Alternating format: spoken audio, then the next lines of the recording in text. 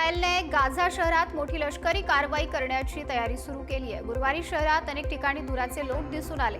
मानवतावादी मदत गट या हल्ल्यामुळे परिस्थिती आणखी गंभीर होण्याची भीती व्यक्त करत आहे। गाझामध्ये आधीच 20 लाखांहून अधिक लोक विस्थापित झालेत। शहरात दुष्काळ सदृश परिस्थिती निर्माण झाली आहे। इस्रायली सैन्याने बुधवारी गाझा शहरातील रहिवाशांना परिसर सोडण्याची सूचनाही दिली होती। गाझाच्या आरोग्य मंत्रालयाच्या माहितीनुसार या युद्धात आतापर्यंत सुमारे 63,000 पॅलेस्टिनी नागरिक हे मारले गेलेत।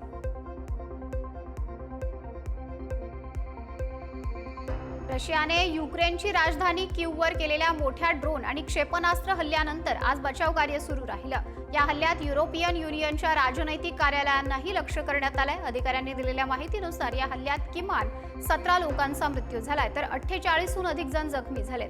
गेल्या काही आठवड्यांमध्ये कीव शहरावर झालेला हा सर्वात मोठा हल्ला आहे। अमेरिकेच्या नेतृत्वाखालील शांतता प्रयत्नांना यश मिळत नसताना हा हल्ला झालाय।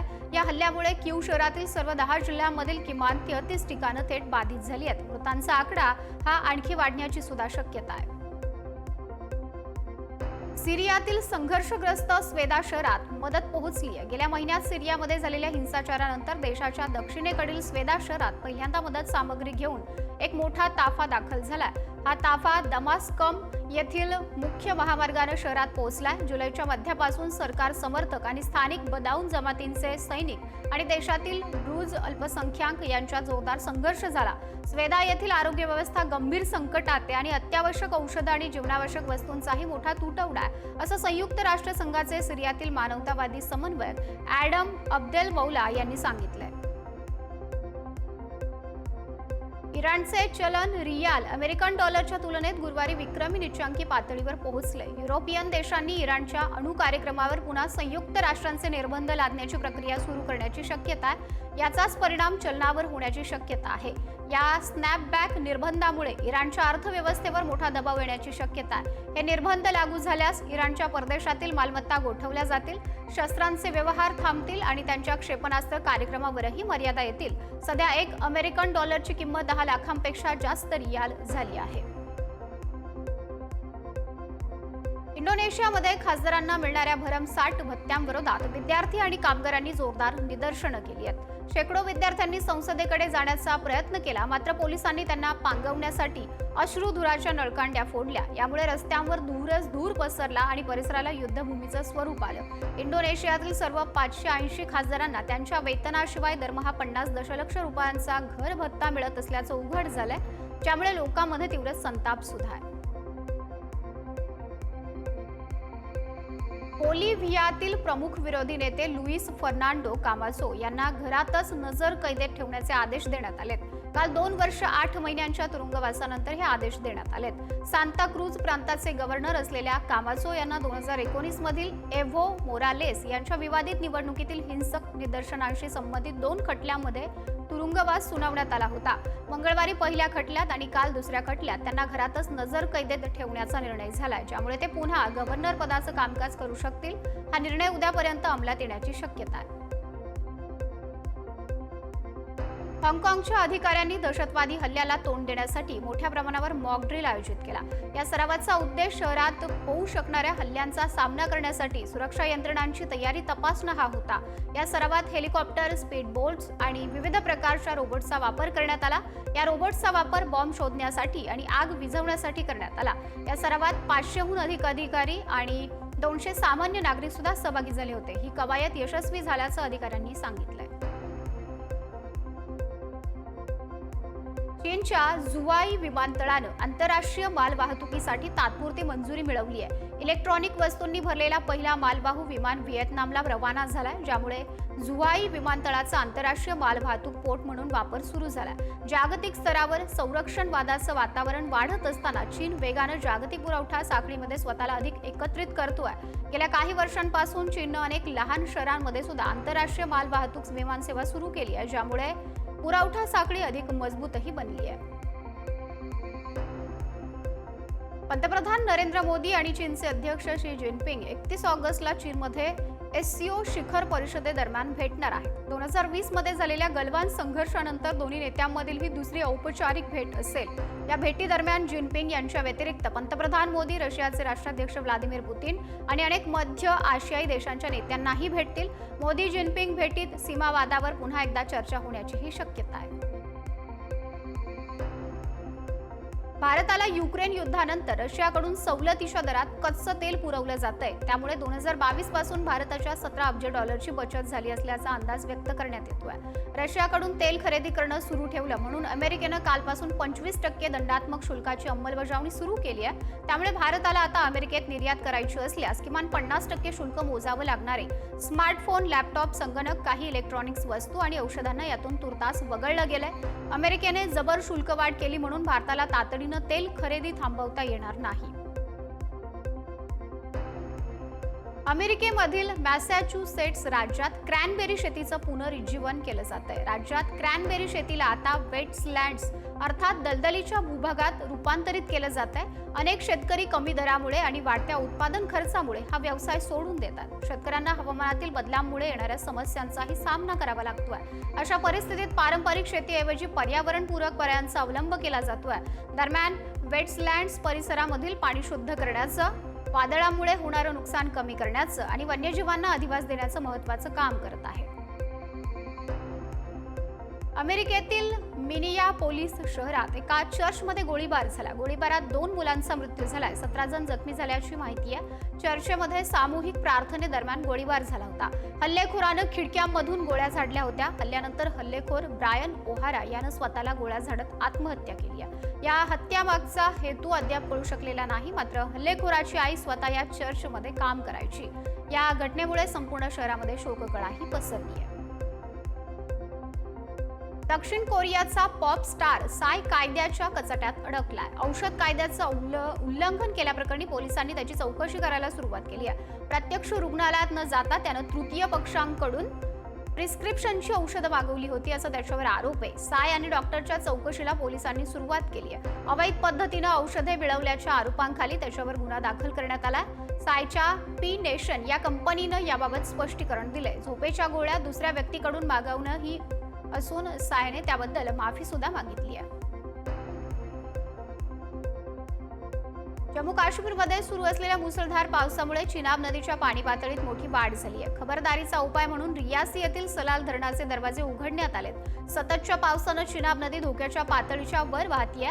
अशा परिस्थितीत पूर परिस्थिती टाळण्यासाठी सलाल धरणातून पाणी सोडलं जाते. यामुळे नदीच्या खालील भागांमध्ये पाण्याची पातळी वाढण्याची शक्यता आहे. प्रशासनानं नदीकाठच्या आणि सखल भागामध्ये राहणाऱ्या नागरिकांना सतर्कतेचा इशारा दिला आहे. जम्मू काश्मीरमध्ये सुरू असलेल्या मुसळधार पावसामुळे गंभीर परिस्थिती निर्माण झाली आहे. अनेक भागांमध्ये पूर आणि भूस्खलनाच्या घटना घडल्यात. यामुळे जम्मू शहरातील अनेक घरं आणि प्राचीन मंदिरांचं मोठं नुकसान झालंय. जनजीवनही विस्कळीत झालं असून सततच्या पावसामुळे परिसरातील नद्यांची पाणी पातळी धोक्याच्या पातळीवरून वाहतीये. ज्यामुळे अनेक सखल भागांमध्ये पूरसदृश्य स्थिती निर्माण झाली आहे. भूस्खलनामुळे अनेक ठिकाणी रस्ते बंद झालेत. वाहतूकही विस्कळीत झाली आहे. काही ठिकाणी ऐतिहासिक मंदिरं सुद्धा पाण्याखाली गेली आहेत. जम्मू काश्मीरमध्ये सुरू असलेल्या मुसळधार पावसानं पूर आणि भूस्खलनाच्या घटना घडल्यात. त्यामुळं मोठं नुकसानही झालंय. पंतप्रधान नरेंद्र मोदी यांनी जम्मू काश्मीरचे मुख्यमंत्री ओमर अब्दुल्ला यांच्याशी या संदर्भात चर्चाही केली आहे. जम्मू काश्मीरच्या बाधित भागांबद्दल अब्दुल्ला यांनी त्यांना माहिती दिली आहे. तावी नदीकाठी बरंच नुकसान झाल्याचंही त्यांनी मोदींना सांगितलंय. चर्चेनंतर पंतप्रधान नरेंद्र मोदींनी जम्मू काश्मीरला मदतीचं आश्वासन दिलंय. या आश्वासनानंतर अब्दुल्ला यांनी मोदींचे आभारही मानलेत. हिमाचल प्रदेशातील कुल्लू इथं बियास नदीला मोठा पूर आला. या पुरात चंदीगड मनाली महामार्गाचा काही भाग वाहून गेला. त्यामुळे या मार्गावरील वाहतूक पूर्णपणे ठप्प झाली आहे. प्रवाशांना अडचणींचा सामनाही करावा लागतोय. मागच्या काही दिवसापासून हिमाचल प्रदेश, जम्मू काश्मीरसह उत्तरेकडील अनेक राज्यांमध्ये पावसाचा जोर वाढलाय. त्यामुळे अनेक ठिकाणी पूर स्थिती निर्माण झाली आहे, तर काही ठिकाणी भूस्खलनाच्या घटना सुद्धा घडल्यात. त्याच पार्श्वभूमीवर हिमाचल प्रदेश प्रशासन अलर्ट मोडवरही आलंय.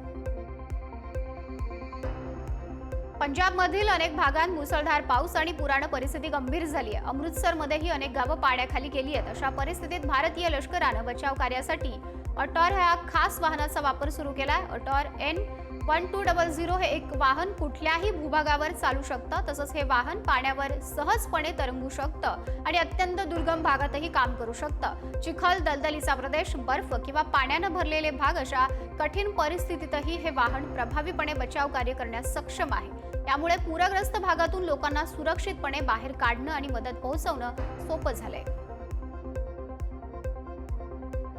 तेलंगणाच्या कामारेड्डी परिसरात झालेल्या मुसळधार पावसाने एका रस्त्याचा काही भाग पूर्णपणे वाहून गेला. त्यामुळे या भागातील वाहतूक विस्कळीत झाली असून प्रवाशांना अडचणींचा सामना करावा लागतोय. जोरदार पावसामुळे रस्त्यावर मोठ्या प्रमाणात पाणी साचलं होतं, ज्यामुळे रस्ता वाहून गेला. दरम्यान प्रशासनाकडून दुरुस्तीचं काम लवकरच सुरू केलं जाईल असं सांगण्यात आलंय. नागरिकांनी आणि वाहन चालकांनी या मार्गाचा वापर टाळावा आणि पर्यायी मार्गांचा अवलंब करावा असं आवाहनही स्थानिक प्रशासनानं केलं आहे. दिल्लीमध्ये मुसळधार पावसामुळे यमुना नदीला पूर आलाय. त्यामुळे यमुनेची पाणी पातळी धोका पातळीवर गेली आहे. पुराचा फटका नदीकाठावरील गावांना बसलाय. नदीकाठच्या सखल भागामध्ये पुराचं पाणी शिरलंय. पुरामुळे जनजीवन विस्कळीत झाले. रस्ते सुद्धा पाण्याखाली गेलेत. पुरात अडकलेल्या रहिवाशांना सुरक्षित स्थळी हलवण्यात आलंय. तर प्रशासनाकडून परिस्थितीवर बारकाईनं लक्षही ठेवलं जातंय. कापसावर घेतलेला सरकारचा निर्णय चुकीचा असल्याचं आपचे प्रमुख अरविंद केजरीवाल म्हणाले. अमेरिकी कापसावर सरकारनं आयात शुल्क घटवलं. कापसावर घेतलेला सरकारचा निर्णय चुकीचा आहे. अमेरिकी कापसावर 50% आयात शुल्क लावलं पाहिजे. शेतकऱ्यांसोबत धोका झालाय. कापूस शेतकरी बर्बाद होत आहेत. शेतकऱ्यांच्या पाठीत मोदींनी खंजीर खुपसल्याची टीकाही केजरीवालांनी केली आहे. मोदींनी ट्रम्प यांच्या दबावातून निर्णय घेतला. चीन आणि कॅनडानं अमेरिकेला झुकवलं असल्याचंही केजरीवाल म्हणाले. आत्मनिर्भरता याचा अर्थ काहीच आयात करू नका असा नाही. ज्या वस्तू आपल्या देशात उत्पादित होत नाहीत त्या बाहेरून आणाव्याच लागतील असं वक्तव्य राष्ट्रीय स्वयंसेवक संघाचे सरसंघचालक मोहन भागवत यांनी आंतरराष्ट्रीय व्यापारावर केलंय. तर आंतरराष्ट्रीय व्यापारासारखं परराष्ट्र धोरण दबावाखाली राबवलं जाऊ नये. त्यामागे स्वेच्छा आणि स्वहिताचा विचार असला पाहिजे. हेच खरं स्वदेशीपण आहे. देशी बनावटीच्या वस्तूंना प्राधान्य दिलं पाहिजे असंही मोहन भागवत यांनी म्हटलंय. मुंबई उच्च न्यायालयाचे मुख्य न्यायाधीश आलोक राधे आणि पाटणा उच्च न्यायालयाचे मुख्य न्यायाधीश विपुल पंचोली यांची सर्वोच्च न्यायालयाच्या न्यायाधीशपदी नियुक्ती करण्यात आली आहे. राष्ट्रपती द्रौपदी मुर्मू यांनी दोघांच्या नावावर शिक्कामोर्तब केल्याचं केंद्रीय कायदा आणि न्याय मंत्रालयानं म्हटलंय. सर्वोच्च न्यायालयाच्या कॉलेजियमनं न्यायमूर्ती आलोक राधे आणि विपुल पंचोली यांना सर्वोच्च न्यायालयात न्यायाधीश म्हणून बढती देण्याची शिफारस केली होती. नेपाळ सीमेवरून भारतात जैश ए मोहम्मदचे 3 अतिरेकी बिहारमध्ये घुसल्याची माहिती आहे. हसनैन अली, आदिल हुसेन, मोहम्मद उस्मान अशी संशयित अतिरेक्यांची नावं आहेत. बिहार पोलीस मुख्यालयानं संपूर्ण राज्यात याबाबत हाय अलर्ट जारी केला असून या तिघांचे फोटोही जाहीर केलेत. गुप्तचर यंत्रणांनी दिलेल्या माहितीनुसार हे दहशतवादी नेपाळच्या खुल्या सीमेचा फायदा घेऊन अरिया जिल्ह्यातून भारतात शिरल्याची शक्यता. मात्र या दहशतवाद्यांचा उद्देश नेमका काय याबाबत अधिकृत माहितीही समजू शकली नाही. तर पोलिसांनी नागरिकांना कुठल्याही संशयास्पद हालचालींची माहिती तात्काळ देण्याचं आवाहन केलंय. आसामच्या श्रीभूमीत पोलिसांनी मोठी कारवाई केली आहे. तब्बल 6 कोटींचं एमडी ड्रग्ज पोलिसांनी जप्त केलंय. यामध्ये 10,000 याबा टॅबलेट्स आणि 650 ग्रॅम हेरोईनचा समावेश आहे. या प्रकरणी 4 आरोपींना अटक करण्यात आली आहे. एल सिंगसन, टी हाओकिप, लेट्से बाईटे आणि डोंगळ हाओकिप अशी या आरोपींची नावं आहेत. हे सर्वजण मणिपूरमधील चुराचांदपूर जिल्ह्याचे रहिवासी आहेत. या सर्व आरोपींबाबत पोलिसांना गुप्त माहिती मिळाली होती. त्यानुसार जिल्ह्यामध्ये विविध ठिकाणी नाकाबंदी करून ही कारवाई करण्यात आली आहे. याचा पुढचा तपास पोलिसांकडून सुरू आहे. कर्नाटक आणि केरळ सीमेवरील तलपाडीमध्ये एसटी बसचा भीषण अपघात झाला. बसचा ब्रेक फेल झाल्यानं 6 जणांचा मृत्यू झाला तर 7 जण गंभीर जखमी झाल्याची माहिती मिळाली आहे. ब्रेक फेल झाल्यानं बस थेट स्थानकात घुसली आणि बसची वाट पाहत उभे असलेल्या प्रवाशांना चिरडलंय. या दुर्घटनेत एक ऑटो चालक आणि एक लहान बाळ, मुलगी आणि 3 महिलांचा मृत्यू झाला. यापैकी 3 महिला आणि एका पुरुषाचाही मृत्यू झाला असून हे सर्वजण एकाच कुटुंबातील आहेत. या दुर्घटनेमुळे केरळ आणि कर्नाटकात खळबळही उडाली आहे.